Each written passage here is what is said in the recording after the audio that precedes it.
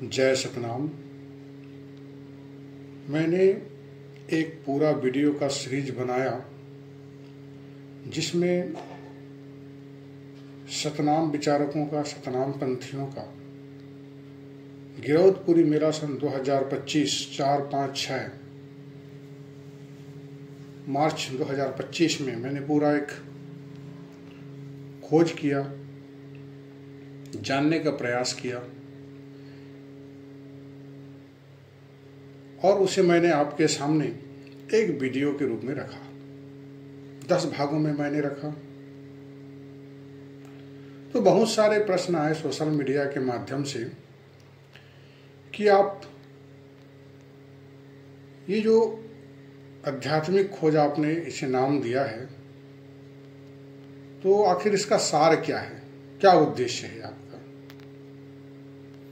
और यह जो आज का वीडियो है मैं इसलिए बना रहा हूं कि आप उसके उद्देश्य को आप समझ सकें, कारण को समझ सकें, परिणाम को समझ सकें, उपयोगिता को समझ सकें।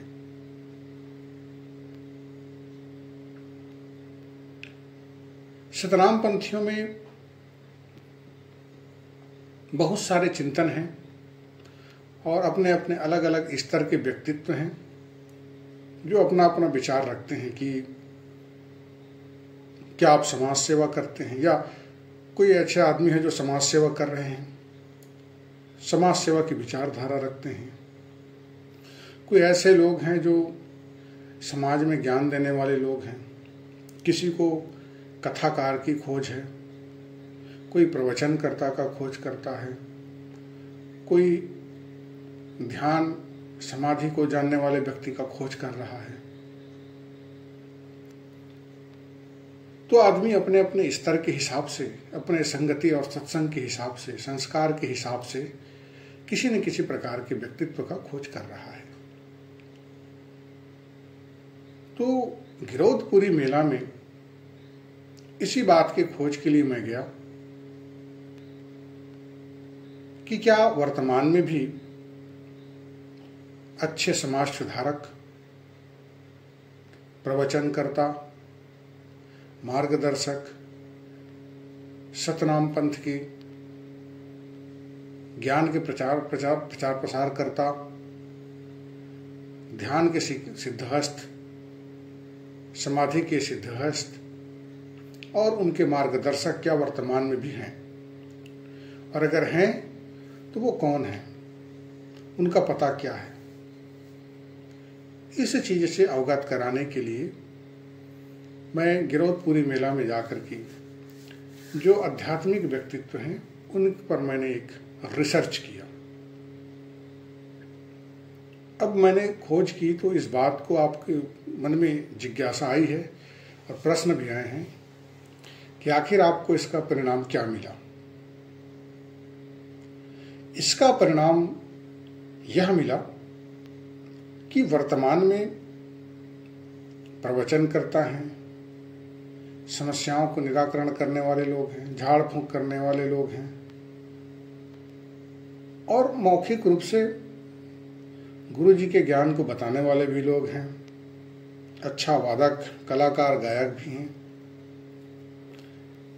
लेकिन उनका जो मूल ज्ञान है, ऊंचे स्तर का जो ज्ञान है, जिसे हम ध्यान की अवस्था और समाधि की अवस्था कहते हैं, तो ध्यान और समाधि की अवस्था के सिद्धहस्त व्यक्ति, उसके जानकार व्यक्ति अत्यंत न्यून है। न्यून का अर्थ बहुत कम लोग हैं। अगर मैं 10 लोगों से मिला, 20 लोगों से मिला, तो 20 में मुश्किल से 3 या 4 लोग हैं जिनके पास में ध्यान और समाधि जैसा उच्च ज्ञान आज भी है, महारत रखते हैं उस पर, और उसका प्रभाव उनके चेहरे पर, उनके विचार पर, उनके कर्मों पर झलकता है। इस वीडियो में आपने देखा कि 2 ऐसे संत हैं जिनके पास वर्तमान में यह ज्ञान है। एक गुरु दयादास जी हैं जो सारंगढ़ जिले से हैं, गांव उनका छर्रा है। उनका उम्र लगभग 85 साल है और वो समाधि के सिद्धहस्त हैं। चौका आरती भी करते हैं, मार्गदर्शन भी करते हैं, गुरु जी के ज्ञान का, गुरु जी के जीवन सूत्र का प्रचार प्रसार करते हैं। उनके भी हजारों में शिष्य हैं। दूसरे व्यक्तित्व मिले संजय बंजारे जी, जो भिलाई के रहने वाले हैं। उन्होंने भी बताया कि वो आयुर्वेद के माध्यम से लोगों का इलाज भी करते हैं, चौका आरती भी करते हैं, गुरु गद्दी पूजा करते हैं, स्थापना करते हैं, ध्यान स्वयं लगाते हैं और आध्यात्मिक ज्ञान लोगों में बांटते हैं।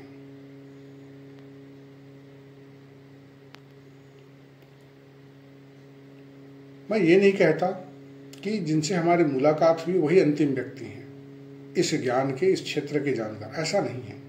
हो सकता है कि किसी कारण से हमारे खोज में कुछ व्यक्तित्व और रह गए हों, उनसे हमारी मुलाकात ना हुई हो, या वो गिरौदपुरी के मेला में ना आ पाए हों, हो सकता है। अब यहाँ पर एक विषय आता है कि भाई इनकी खोज से हमको क्या लाभ है। बहुत अच्छा प्रश्न है कि आपने इनकी खोज तो कर दी, तो इनके खोज से हमें क्या लाभ है, लाभ क्या है और हानि क्या है। यह आपके मन में प्रश्न उठना यथार्थ है, और यही यथार्थता आपको इनके ज्ञान की महत्ता से परिचय कराएगा। वर्तमान में आप चाहे कहीं पर भी आप धर्म देख रहे हैं, कोई से भी धर्म आप देख रहे हैं, उस धर्म को लोग उसके ज्ञान की वजह से नहीं मान रहे हैं कि उसमें कोई ज्ञान है, कोई जीवन सूत्र है, कोई जीवन में उसकी उपयोगिता है। इस आधार पे नहीं मान रहे हैं। वर्तमान में धर्म का स्वरूप क्या हो गया है कि आप किसी दूसरे धर्म को, किसी दूसरे धर्म के आराध्य को आप उसके विरुद्ध में गलत सलत बोलिए, उन्हें अपमानित कीजिए, उन्हें उपेक्षित कीजिए, उनके प्रति कोई दुर्भावना युक्त कोई कार्य या विचार को प्रकट कीजिए। तो दुर्भावना और नफरती विचारधारा दूसरों के बारे में बोल करके, ऐसा कोई कार्य करके अपने आप को धार्मिक बताने का जो विचारधारा है वह अभी चल रहा है।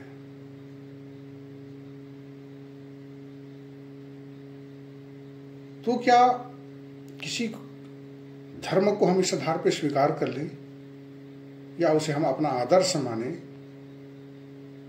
कि मुझे किसी दूसरे धर्म के आराध्य से, उसकी व्यवस्था से, उसकी विचारधारा से, उसके कर्म से मुझे नफरत है, या मैं उसे उपेक्षा करता हूँ, या पूर्व के इतिहास काल में ऐसा कोई घटना हुआ था उसके वजह से मैं उससे घृणा करूं, और कोई जो व्यक्ति मुझे मेरे अंदर में दूसरे धर्म के प्रति, दूसरे आराध्य के प्रति, दूसरे धर्मालय के प्रति अगर मेरे अंदर कोई नफरत, दुर्भावना पैदा कर रहा है तो मैं उसे अपना आदर्श मान लूं।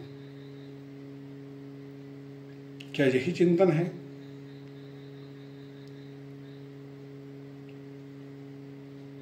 अब वर्तमान में सिर्फ हम नफरत और विरोध की विचारधारा को धर्म में मानते हैं। तो हमारे शोध का, खोज का जो अर्थ है वो इसी से शुरू होता है।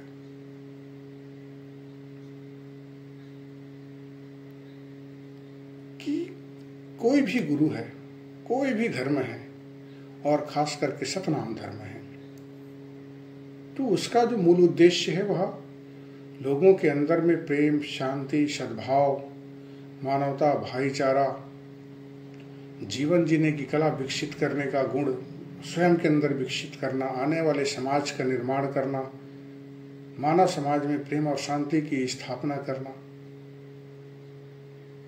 इस विचारधारा पर आधारित है।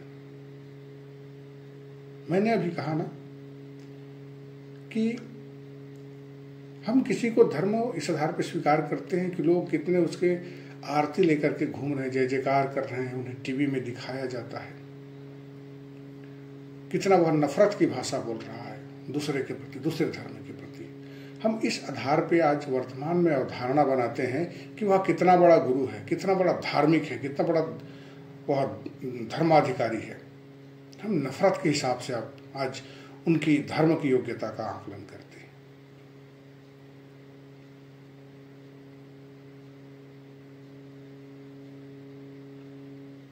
अब आपको बात समझ में हो सकता है आ रहा हो। यहां जिन सतनामियों में हम, सतनाम संतों में, सतनाम ज्ञानियों में जो हम खोज कर रहे हैं वह इसी बात की है कि आपके मन में एक विचारधारा है कि जिनके पास बड़े बड़े आश्रम हैं, जिन्हें टीवी में दिखाया जाता है, जिनकी जय जयकार होती है, जो नफरत की भाषा बोलते हैं, वो बहुत बड़े बड़े ज्ञानी हैं, प्रकांड विद्वान हैं। कि आपकी एक भ्रम है। इस बात को तोड़ने के लिए मैंने इस शोध को किया, क्योंकि ज्ञान का संबंध किसी टीवी से नहीं है, टीवी के प्रचार प्रसार से नहीं है। ज्ञान का संबंध बड़े बड़े आश्रम से नहीं है। ज्ञान का संबंध किसी के प्रति नफरत की भाषा बोलना नहीं है। मूल ज्ञान क्या सिखाता है आपको? जो ज्ञान सतनाम मार्ग में है, जो सतनाम संतों में आज भी है, वह ज्ञान आपको पूरे भारतवर्ष में कहीं पर नहीं मिलेगा। आप जाकर के देख लीजिए।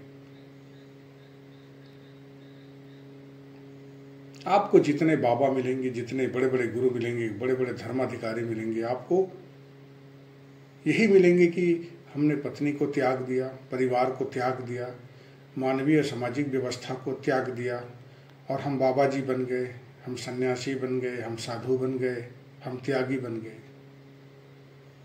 भाई, दुनिया का सारा झंझट छोड़ के एक धर्माधिकारी बन के आप अपनी जय जयकार करा सकते हैं। संभव है, बहुत सहज और सरल है। लेकिन जहां मनुष्य के बीच में जात पात, नफरत, हिंसा, घृणा, दमन, काम, क्रोध, लोभ, अहंकार सब कुछ है, मानव की व्यवस्था है, एक दूसरे को इंसान दमन करने में लगा है, उस व्यवस्था के बीच रहते हुए, उस व्यवस्था के बीच रहते हुए जहां आदमी का जीवन संघर्षमय है, परिवार की व्यवस्था के पालन की जिम्मेदारी है, बाल बच्चों के पालन पोषण, उनकी शिक्षा की जिम्मेदारी है, पत्नी की जिम्मेदारी है, सामाजिक व्यवस्था की जिम्मेदारी है, नाते रिश्तेदारों की जवाबदारी है, वहां पर व्यक्ति अपने पूरे कर्तव्यों का, जीवन के कर्तव्यों का निर्वहन करते हुए, पूरे परिस्थितियों से जूझते हुए, पूर्ण गृहस्थ होते हुए अगर ध्यान और समाधि का सिद्धहस्त है तो मैं व्यक्तिगत मानता हूं कि वह लाखों सन्यासियों से श्रेष्ठ है। अगर कोई गृहस्थ व्यक्ति गृहस्थ में रह करके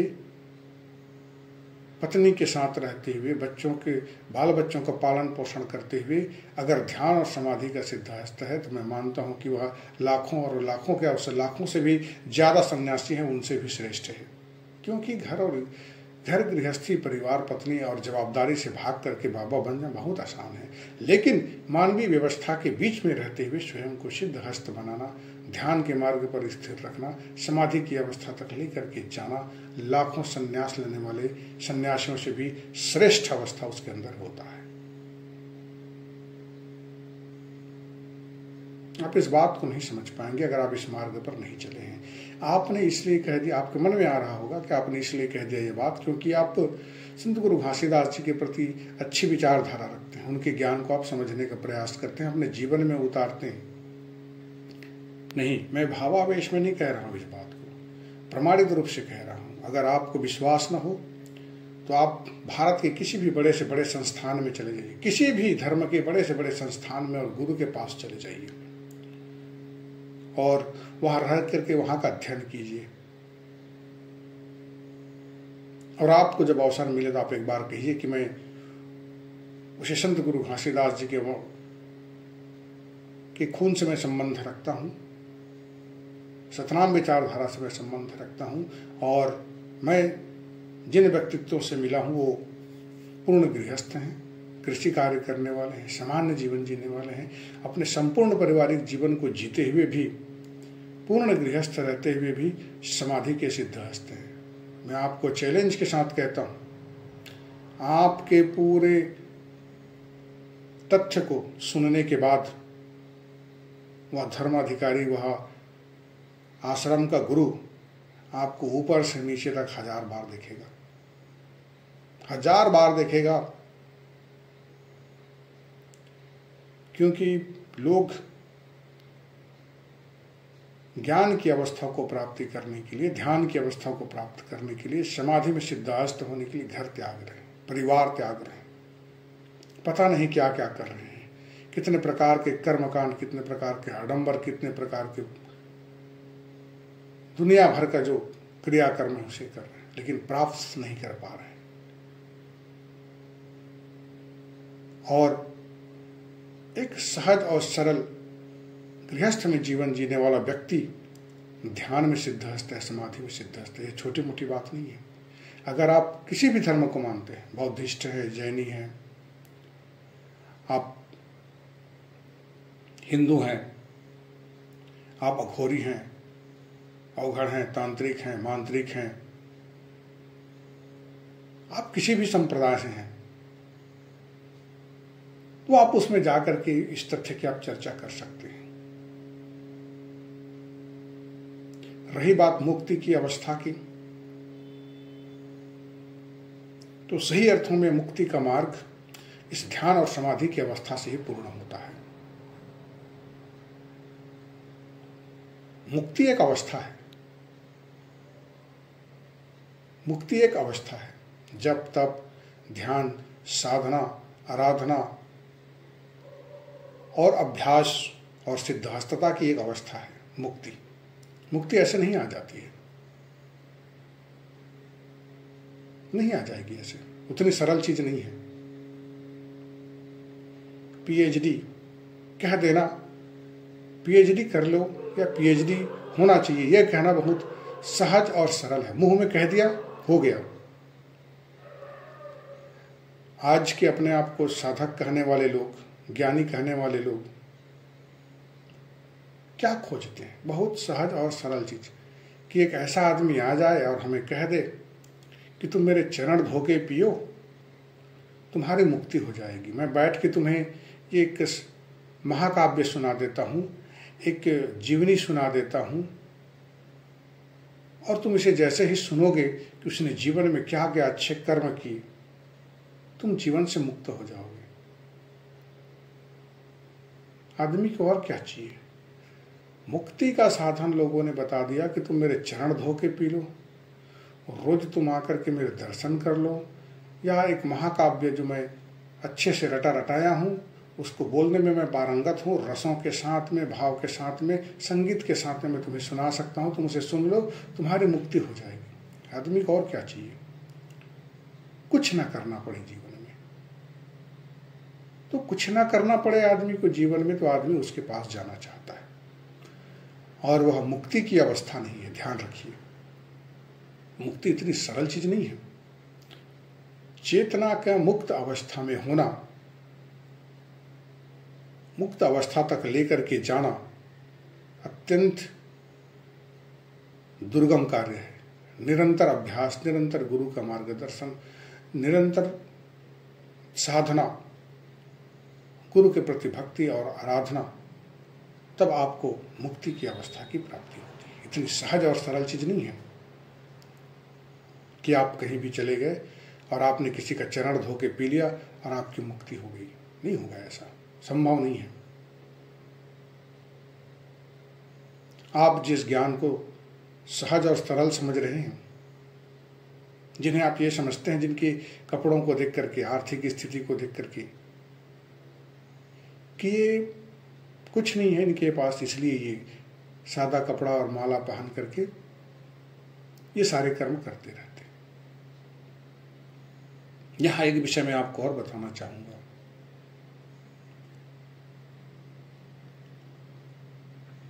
कि क्या आप सतनाम पे चलते हैं? सतनाम मार्ग पर चलते हैं गुरु जी के? नहीं चलते हैं आप अगर आप चलते हैं तो मुझे बता दीजिए कि आप क्या करते हैं उसके लिए। साल में एक बार आप जयंती मना लेते हैं, जाके मंच में बैठ जाते हैं, फूल माला पहन लेते हैं, तालियां बजा लेते हैं और बड़े बड़े विचार प्रकट करने लगते हैं कि गुरु जी ने ये किया, गुरु जी ने ये उपदेश दिया, ये है वो है, हमें ऐसा करना चाहिए, ऐसा होना चाहिए। कार्यक्रम खत्म हो जाता है। तो क्या ये सतनामित्व है? क्या ये गुरु जी के ज्ञान के धारण करने की अवस्था है? नहीं है, कदापि नहीं है।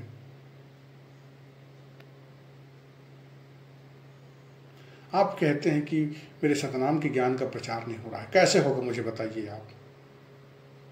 कोई जो व्यक्ति नहीं जानता है इस बात को, इस विचारधारा को, उसके जीवन में आएगा कैसे? आपने कभी सोचा? नहीं सोचा, आप सोच भी नहीं पाएंगे कि कैसे आएगा, वो कैसे आता है। हम कहते हैं कि कर्मकांड पाखंड है, कर्मकांड नहीं करना चाहिए। मैं आपसे पूछता हूं कि आपके जीवन में सतनाम के ज्ञान का, चाहे किसी भी धर्म को आप मानते हो, किसी भी गुरु को मानते हो, किसी भी आराध्य को मानते हो, आपके घर में आया कैसे वो? बताइए मुझे, आपके जीवन में कैसे आया वो? कैसे आया वो आपके जीवन में? इसी कर्मकांड के माध्यम से आया, और दूसरा समस्या निवारण के माध्यम से आया। कन्फर्म कर लीजिए, जब आपको लगा कि मेरे शरीर में कोई समस्या है, मेरे जीवन के परिस्थितियों में कोई समस्या, और यह व्यक्ति इसका समाधान कर सकता है, तो आप उसके अनुयायी बन गए, वहां चले गए, आपने उसे स्वीकार कर लिया। यह यथार्थ सत्य है, यथार्थ सत्य कि आपने परिस्थिति के कारण किसी को स्वीकार कर लिया। लेकिन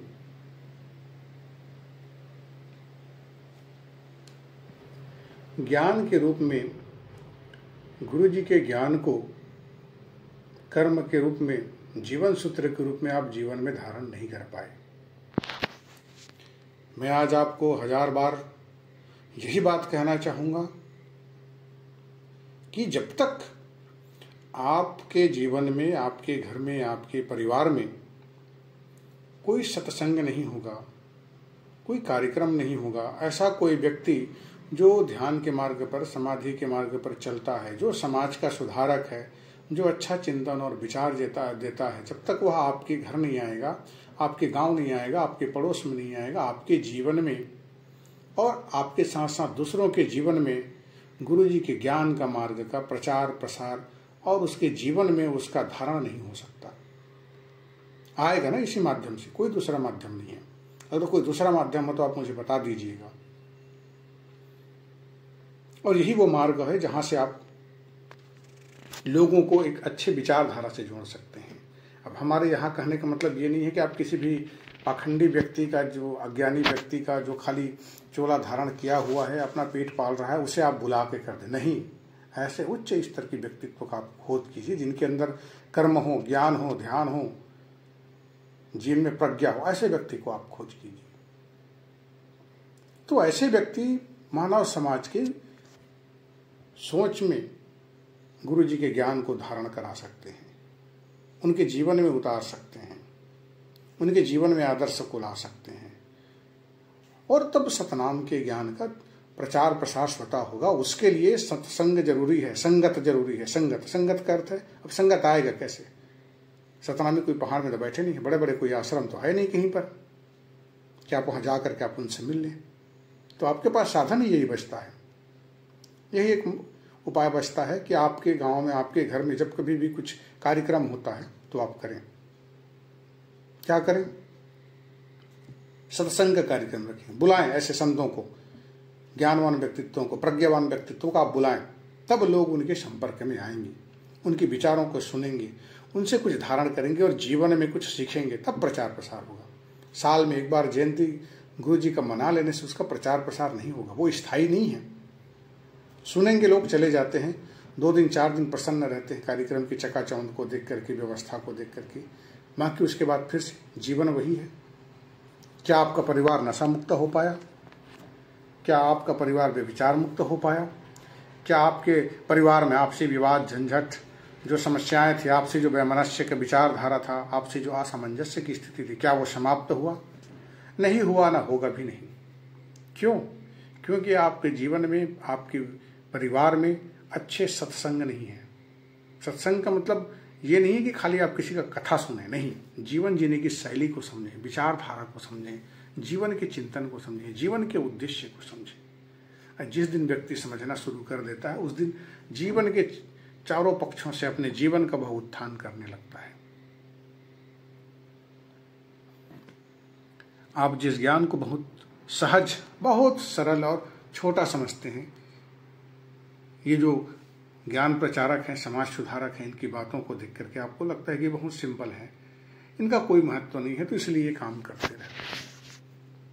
जो टीवी में दिखाए जाते हैं, बड़े बड़े पंडालों में जो कथाकार हैं, तो वो खाली वहीं तक हैं, उससे आगे नहीं है। लेकिन जिनसे हमने आपका परिचय कराया है, या जो सही अर्थ में ज्ञानी व्यक्ति हैं सतनाम में, उनकी ज्ञान की अगर महत्ता आपको जानना है तो आप किसी बड़े से बड़े संस्था में जाइए, भारत के किसी भी धर्म के बड़े से बड़े संस्था में जाइए, बड़े से बड़े गुरु से मिलिए और उसे बताइए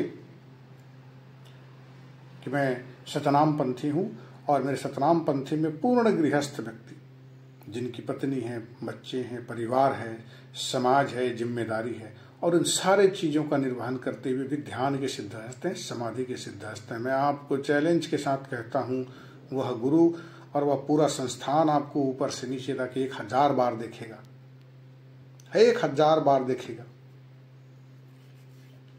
क्योंकि जो गुरु, जो संस्थान कहते हैं कि अगर तुम्हें समाधि की अवस्था प्राप्त करनी है, ध्यान की अवस्था प्राप्त करनी है, और यही ईश्वरत्व की अवस्था की प्राप्ति का मार्ग है और अवस्था है, ईश्वरत्व की प्राप्ति का, तो उससे साक्षात्कार का, आत्म साक्षात्कार का यही मार्ग है, और सिद्धहस्तता उसकी अवस्था है।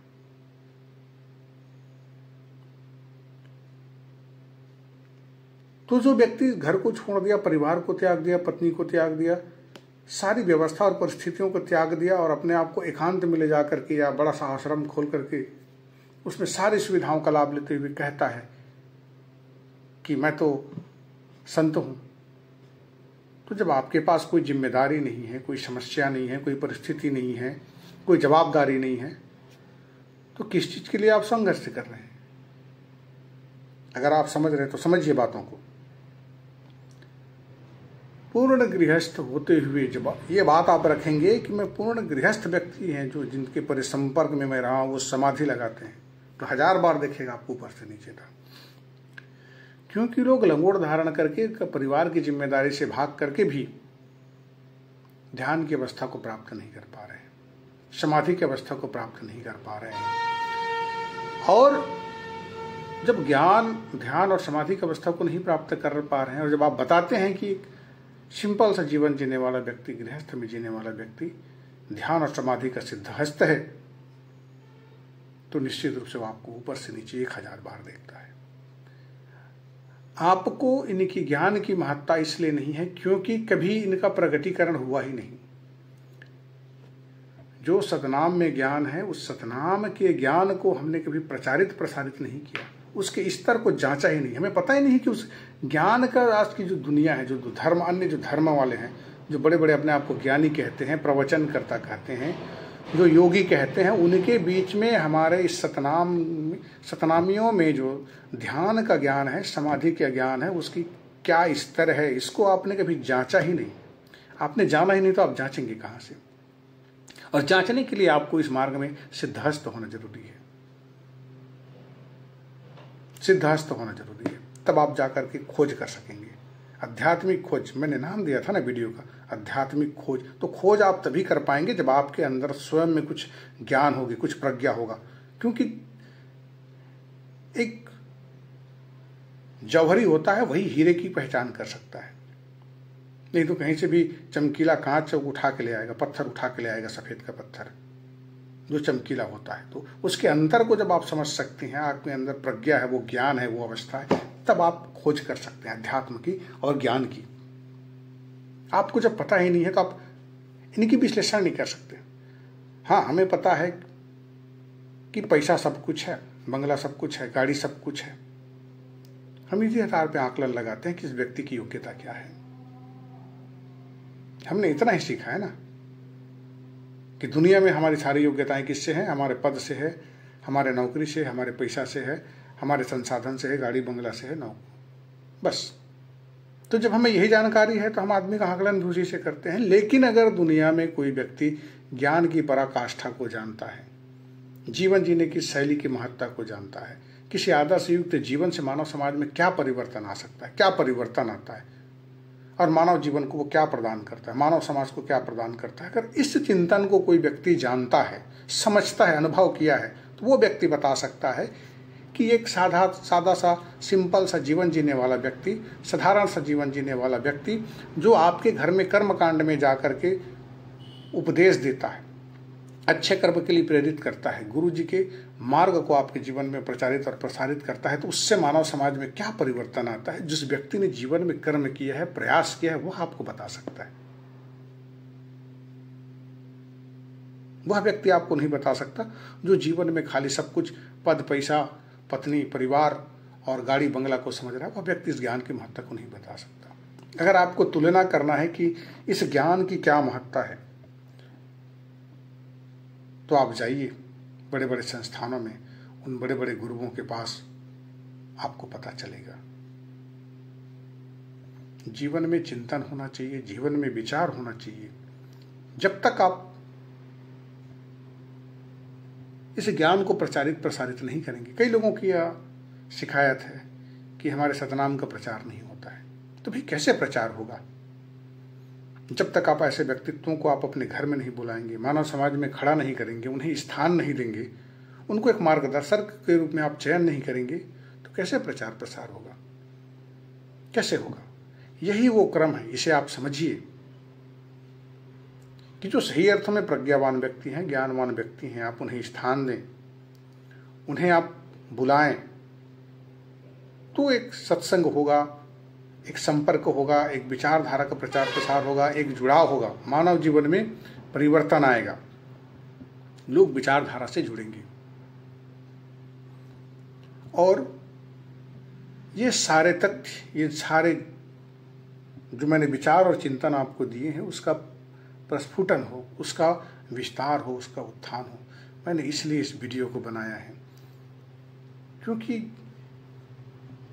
ज्ञान की अवस्था और ज्ञान की महत्ता जो ज्ञान के मार्ग पर है, वही व्यक्ति समझ सकता है, वही व्यक्ति उसे बता सकता है कि उसकी महत्ता क्या है। जैसे हीरे की पहचान जौहरी करता है, उसी प्रकार किसी ज्ञान की महत्ता, उसकी ऊंचाई को एक ज्ञानवान व्यक्ति ही बता सकता है।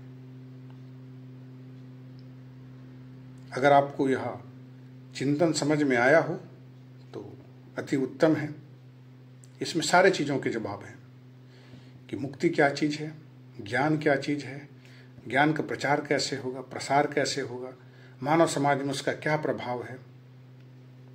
फिर मैं आपसे कहता हूँ कि इस खोज का मूल उद्देश्य है कि ऐसे व्यक्तित्वों को आपके बीच में लाना जो समाज की सेवा कर रहे हैं, गुरु जी के ज्ञान का प्रचार प्रसार कर रहे हैं, जो ध्यान के सिद्धहस्त हैं, समाधि के सिद्धहस्त हैं, जो अपने विचार से, अपने कर्म से मानव समाज में एक संस्कार, एक विचारधारा, एक सोच उत्पन्न करने का प्रयास कर रहे हैं, समाज में अच्छाई को लाने का प्रयास कर रहे हैं, ध्यान और मुक्ति की अवस्था के बारे में बताने का प्रयास कर रहे हैं। ऐसे लोगों को आपके बीच लाना है और उसकी महत्ता को समझाना है। उससे मानव समाज में क्या परिवर्तन होगा, आपके विचार में क्या परिवर्तन होगा, परिवार में क्या परिवर्तन होगा, आने वाले समय में क्या उसका लाभ होगा, इस बात को बताने का प्रयास करना और ऐसे लोगों को मानव समाज के सामने लाना, इस आध्यात्मिक खोज का मूल उद्देश्य है। अगर आप समझ गए हैं तो निश्चित रूप से मेरा आग्रह है कि आप इस ज्ञान के मार्ग को समझिए और ऐसे लोगों को प्रचारित कीजिए, प्रसारित कीजिए। जब तक आप स्वयं उसे प्रचारित प्रसारित नहीं करेंगे तो दूसरा कौन करेगा। फिर आप कहेंगे कि भाई हमारे धर्म का, हमारे गुरु जी का, हमारे ज्ञान का कहीं प्रचार प्रसार नहीं हो रहा है। जब आप स्वयं प्रचार प्रसार नहीं करेंगे तो कैसे होगा। चाहे वो सोशल मीडिया के माध्यम से हो, लाइक करना हो, सब्सक्राइब करना हो, या उसे कहीं पर बुलाना हो, कार्यक्रम में स्थान देना हो। जब तक आप ये सारी चीज़ें नहीं करेंगे तब तक हमारे इस ज्ञान का, हमारे इस व्यवस्था का, हमारे इस सिस्टम का प्रचार और प्रसार और उसका विस्तार नहीं हो सकता। तो आप सभी इसमें सहभागी बने, इस आध्यात्मिक खोज को आप सफल बनाएं, आप स्वयं जीवन में धारण करें और मानव समाज के उत्थान उद्धार के लिए इस ज्ञान का प्रचार प्रसार करें, ऐसे व्यक्तित्वों का प्रचार प्रसार करें। जय सतनाम, जय सतनाम।